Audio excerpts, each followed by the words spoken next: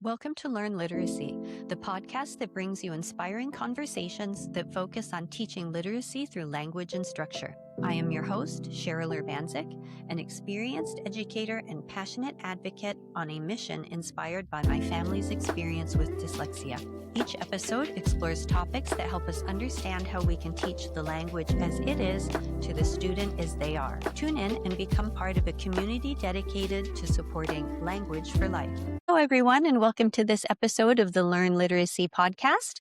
Here at Learn Literacy, we support language for life through teaching literacy through structure and language. So today I'm really excited for this practitioner profile, and I'm here with Rima Patel, and she's in England. So welcome, Rima. Thank you for being here. Thank you so much. I'm so excited to be here today. Yeah, well, anytime we can talk about OG and literacy is exciting, I think, for everybody. Awesome.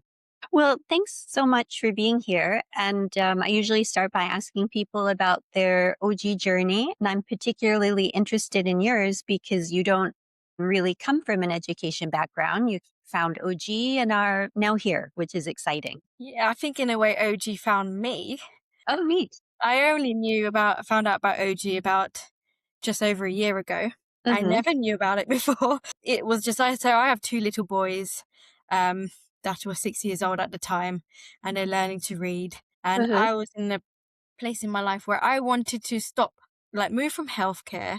And I wanted to go into teaching because I was very interested in phonics and I was helping with phonics at home. And I had moved from being a pharmacist to teaching pharmacy, but I wanted to move from that to teaching children. I didn't know how to. And just it happened to be an ad going around in the school about Orton Gillingham and if you'd like to know more. And, it's a structured literacy program. And I thought, what? And it said no experience required. And I thought, okay, maybe they might consider me. And when I went for the interview, I did mention I know phonics and I'm helping my boys with that. I don't know. And they said that's absolutely fine. Skills are transferable. And I was fortunate enough to actually shadow the tutor at the time was associate level, 6 months. And I found it amazing. And I started using all these techniques just from shadowing with my boys to help them at home with their phonics.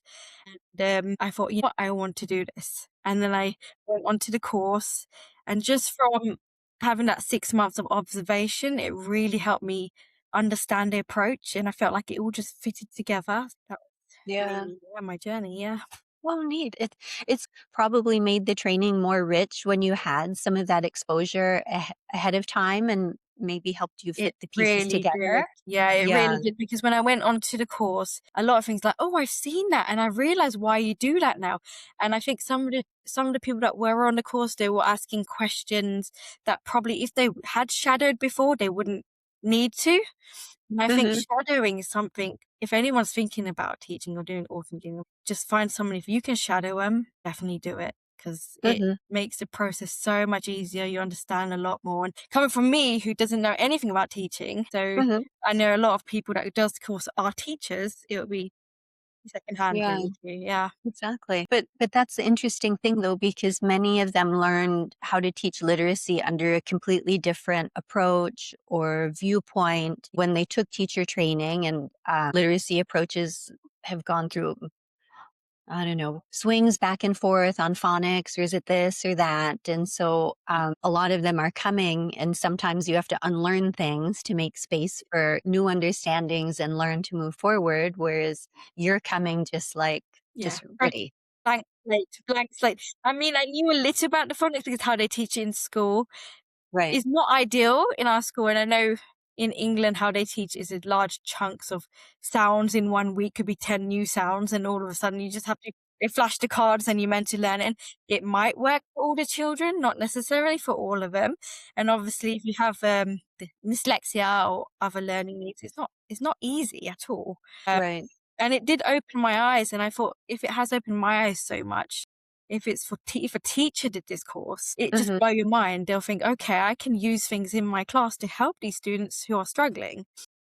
Yeah. So when you say it opened your eyes, like what's an example of something? Well, for one, it's like, I think because I have twins, one of them got the sounds just like that. like in phonics, they have different phases here. One was struggling. So I used, when I was shadowing, the approach was just one sound at a time until he's mastered it. The next one, because just giving them so many sounds is very confusing, it's stressful for them, and they don't want to read because they find it hard, they don't enjoy it. And I think if a teacher found it in school, I find that the students that struggle usually get, well, we're lucky enough to have teaching assistants, and the teaching assistants will try to help them.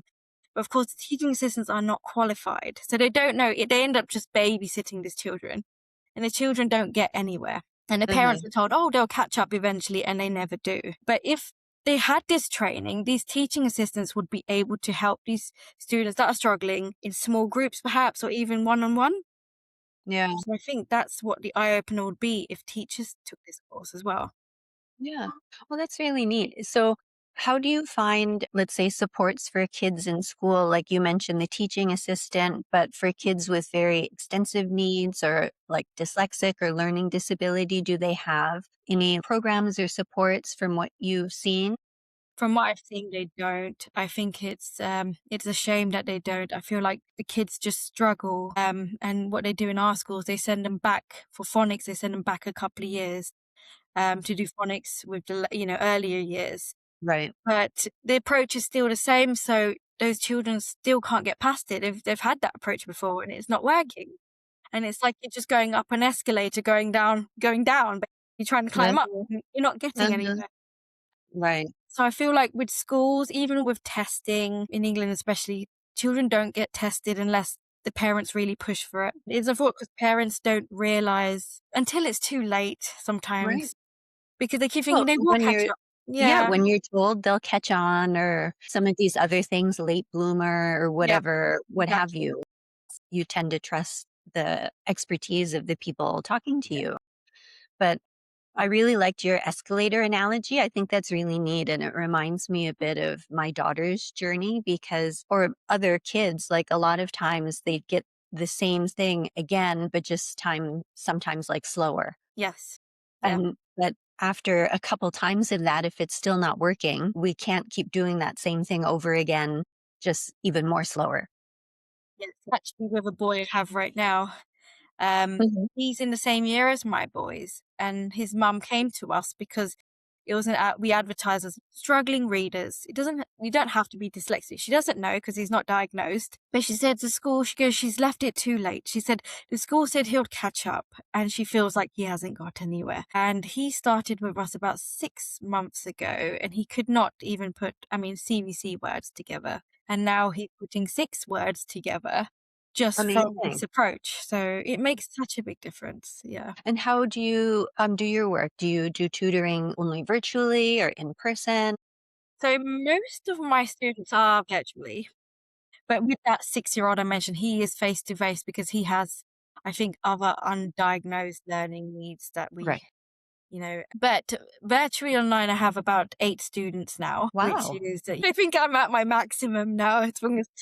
But I really enjoy it, and the students, it's just amazing to see the progress they make in such a Mhm. short period of time, and I feel like Yeah. they can see it as well after a while. I just had a session before I had this, and the girl said to me, she's a 14-year-old girl, and she said, "Oh, I feel like I read a lot better now out loud." And I said, "Yeah, I'm glad you noticed that." And I said, "Your Yeah. comprehension's getting better too." And I think she feels that. And it's really amazing Right. thing to see. You feel like you're making a difference for these children. Yeah, that's so profound, that example, especially when the students notice. And I think those instructional principles of that individualization, that emotional soundness, that paying attention like to the mental health and well-being of the structure of the lesson and showing the students that they can be successful after years of not Yes. successful is really key. Yes. Okay, I have a question. And Yes. this could be maybe because I'm not familiar with all the dialects in England, but in your virtual lessons, does everyone kind of speak the same British dialect as you do or not? No, And so absolutely how do not. you support that? Because I have like different sounds in my brain of different dialects. So how do you engage with that and support the student? I support it. I have a boy who's up north. I'm pretty much in the middle of England, although I have a Mhm, London accent. mhm, That doesn't help. He has a very northern accent. mhm. Fine with northern accents, and another girl actually in the schwa. a lot of the sounds. And I find like I have to stop myself from doing that as well, because when you speak normally, in the British accent, you do schwa the sounds because it's like slang. Yeah. We support that because, I mean, I just demonstrate. I'm always very aware of the schwa sounds, and I keep demonstrating whenever they schwa a sound, and they get them to repeat, and eventually they do it themselves. So that's the only way. With the other accents, it's not too difficult. I don't know, is it because I just live in England and I'm used to the other accents? Maybe. But it's not, it doesn't seem too bad. Like I will say lad, but what Okay. they say, and they still spell it correctly. So it's, Right. it's just, I guess you understand, just the Yeah, understanding of it. Yeah. exactly. So, like, the short vowel keywords and things aren't too much of a concern. They're Kids not, just figure no, that out and no. stuff. Oh, You can that's just neat. demonstrate it. Once they copy, they Mhm, pick it up so fast and they'll just start mhm. copying you eventually. Yeah. Right. Yeah. Well, that's neat. Yeah, sometimes, like, it makes me wonder, within our context here, more concern is multi-language learners as opposed to, like, a lot of different dialects of English. Yeah.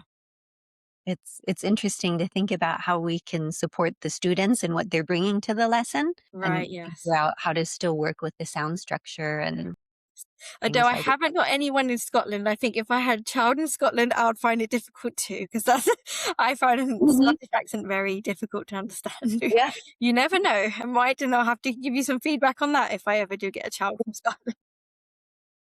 that would be really neat. Exactly.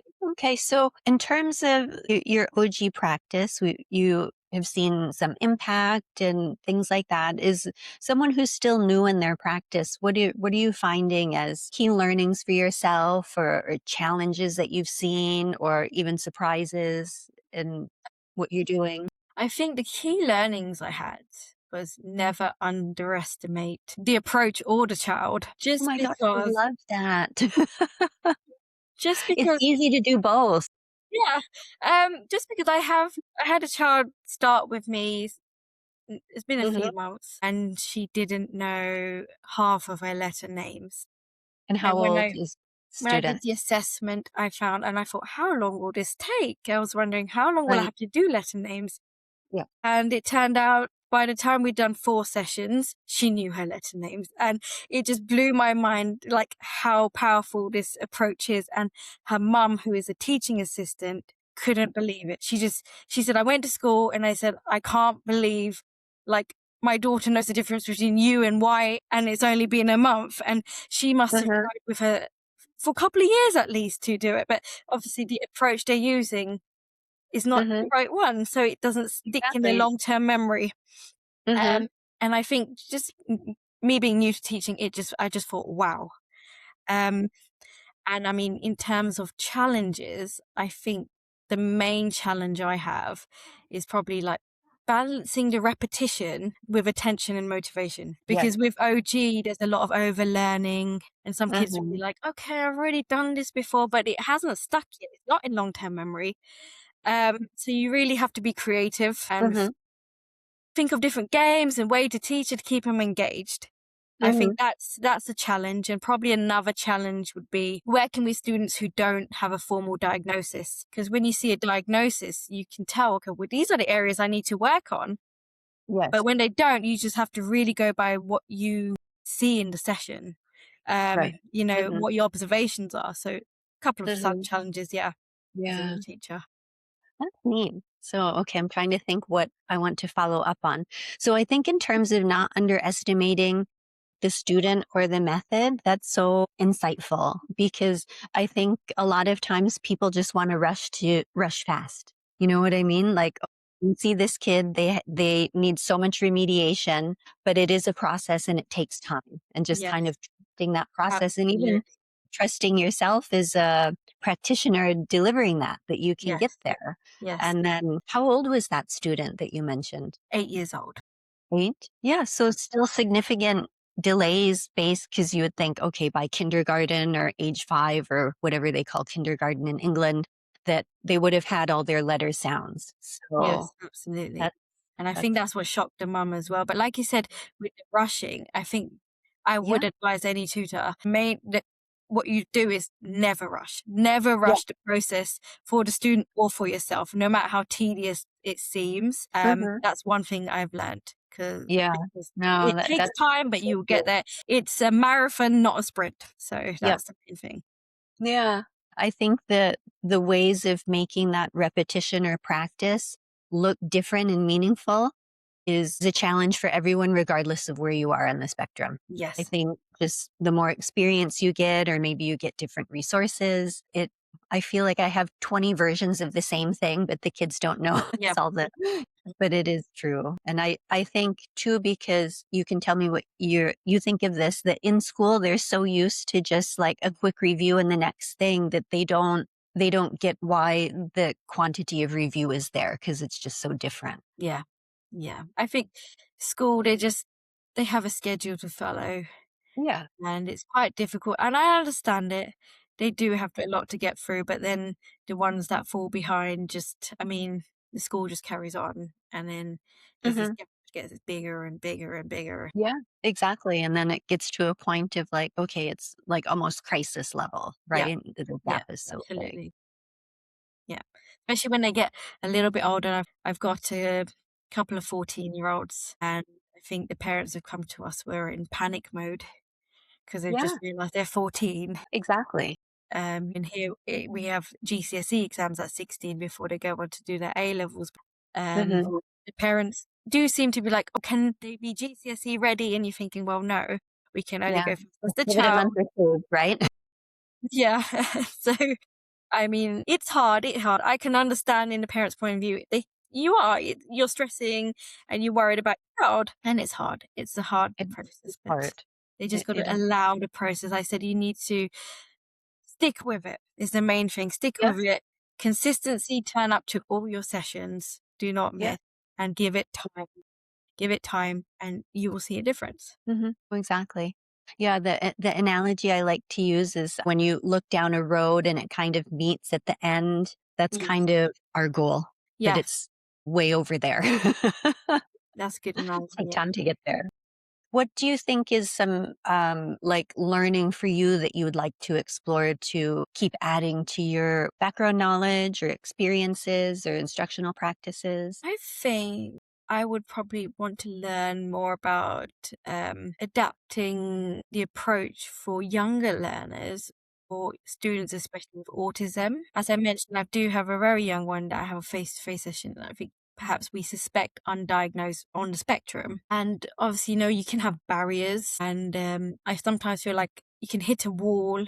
And then I feel like, okay, how do I get over? How do I overcome this? And I think perhaps Hmm. like to Hmm. learn more about that, especially with the younger ones, because with the younger ones, it's hard to get them to sit down sometimes, let alone let them get through a whole Yeah. lesson. So, Exactly. Yeah, I think the attention span, just because of the age, right? And then if they have more things going on than, let's say, just reading, it is a little yes. different.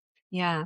I had in one of the trainings I did, there was a person who has an autism background and did ABA, and her sharing in the class was really interesting because she thought OG and their approach were very similar in that it breaks down things into very small, discrete steps and then you kind of build things back up again. Like I'm with you on that because I think we get so many kids for tutoring that have other things that come with them Yes. and we need a wider toolkit or whatever the phrase is to support and Yes, know how to definitely meet with them the where they are. overlapping profiles. I think a couple of Yes. mine that are diagnosed with dyslexia also have ADHD. Hmm. So one of them actually sits on an exercise ball, which Oh, okay. keeps her Right. attention focused. Yes. Um, one of them I find I have to draw the intention back in, like, come on, first focus, let's focus. And she tends to wander off into different conversations and I have to draw Hmm. her back in. But that might be a bit of Hmm. avoidance as well to avoid doing the work. But yeah, it is hard to just get through a lesson sometimes without all Yeah, the other distractions going on. exactly. No, so true.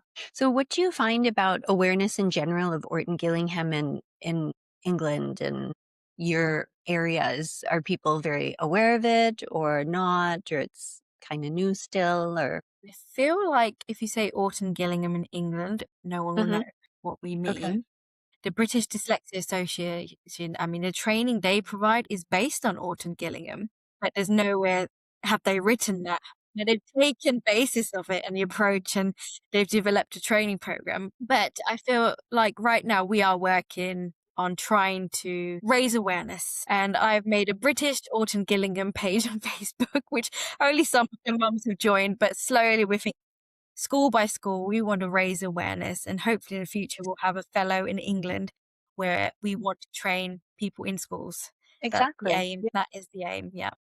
Wow, that's a lot of work, and Yes. thank you for doing all that. That's amazing to bring things forward. I think Canada's somewhere in between. Like there's growing awareness of OG, but we don't have enough people with, let's say, fellows or training to manage the whole country. There's lots of room for learning and awareness and stuff there too. Absolutely. Yeah. So I find people who do start tutoring, they fill right up, and Yes. they're amazed at how fast it takes to get filled up. It doesn't take long. No.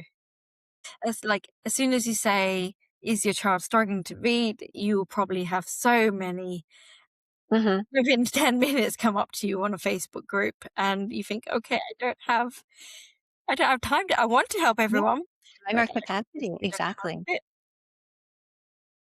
It's hard. It puts a lot of pressure on families when they have to find the answer themselves if the school system doesn't have the supports in place. Yeah, absolutely. All right, let's see. What are your future goals and plans? Like, I know you're working on your practicum at the associate level. Where do you see after that? Do you have any idea about continuing training or learning or keep tutoring for a bit? What are you thinking? I think probably I'd want at least a good couple of years under my belt to Mhm. get very much experience. Yeah. And like I said, we have someone working on being a fellow in England. Hmm. So she might need a backup of Exactly. me to be one person, because I think there's only once I qualify, hopefully, fingers crossed, there will be Hmm. only 3 in England, Hmm. which is not many, but I think if we really want to push it in England, I do want to take the next level and carry on training and Amazing. try to go around to as many schools as possible and just say, there's this training available, and get as many teachers on board as we can. That's amazing. And I think because you have a community of people there who can support each other, that's really good too. So you're not working in isolation and help solve problems or how do I do this with this student? It's nice to have Yes, someone it's to talk. nice to have also someone who's got experience and, give you some advice. Sometimes it's really simple, but you just haven't thought of it. Well, and that's it. And that's what learning is, right? Sometimes you can just not see it yourself. So, uh, okay. Well, as we wrap up, I like to ask people what advice they like to give. And I know you shared some already, but I didn't know if there was any other piece of advice you'd like to share with practitioners, or maybe something you would have liked to have heard or learned as advice along the way. So people be aware that Orton Gillingham is structured, but Hmm. it's not rigid. It's Yes. flexible. But I just want to add that structure does matter, but the responsiveness matters just as much. Hmm. So it's it's all about, what the child does in that particular session, in that moment, Hmm. is what you do next. Hmm. So it's good to have that structure, but you're free to do once you've done this course and you've really got it under your belt and you know what you're Hmm. doing, you can really see how you can help a child. You can really see, okay, well, Hmm. here, help here or here. Yeah. Yeah, like I said, it's main thing is don't rush, and responsiveness and flexible structure. That's the main thing. Yeah. You have so many good gems to share. It's amazing. But I just love that because sometimes if you come from having a book and a script, it's hard to think kind of, I don't know if outside the box is the right phrase for that or not, but you have that tension or interplay between, okay, my teacher knowledge and how do I respond? And I think that's where sometimes the gap is for even me or other practitioners. Like, I see this, what do I do next to help the student? And you you learn, you figure it out, you move from there, but it's all in response to what the student is giving you instead of, okay, now I'm on page 63, now we're on page 64. Yeah. You know what I mean? And Yeah, that's so exactly it. that's really amazing. That's awesome. And so will you continue doing OG with your own children to help them with their literacy and keep Yes, using them as like practice? I do. It's very difficult to to teach your own children, It is. Yeah. but I do try to do it in small chunks, and they do like doing it because I use an online version of like blending and things like Oh, that. neat. So they Yeah. just find it's different, but Mhm. it's very different when it's mummy teaching and not a teacher. It always is. Yeah, Yeah. yeah. No, for But I'm sure. definitely going to try, especially to help them with their spelling, because I feel like Yeah. they learn their phonics and then all of a sudden they just need to know all these spellings off by heart, but they don't know how or Okay. why. So in schools, there's not that connection like in the OG lesson No, between reading and there's spelling. absolutely not. I would say here too, like we have a lot of push for phonics, but not the spelling side of things. So hopefully maybe that'll be next. We'll Yeah, see. I guess it's the same around the world. Yeah. Exactly. Well, thank you very much, Rima. I really appreciate you being here with us today and sharing your experience and your excitement and enthusiasm. And I think your care for OG and the students you serve just comes through. And I think they're really lucky to have you working with them and getting all that great forward momentum and movement in their literacy skills. So Thank you thank you. so much. Thank you for saying that. I hope I just grow and grow and get better and better as I go along. But thank you so much for having me. Oh, you're welcome. Thank you. Thank you for tuning in to the Learn Literacy podcast, your trusted source for learning how to teach literacy through language and structure. If you enjoyed this episode, don't forget to like, subscribe, and share the podcast with fellow educators and literacy advocates. For more information, visit learnliteracy.com and follow us on social media at LearnLiteracy1 for the latest updates. Together, we can empower every learner. Until next time, remember our goal of language for life.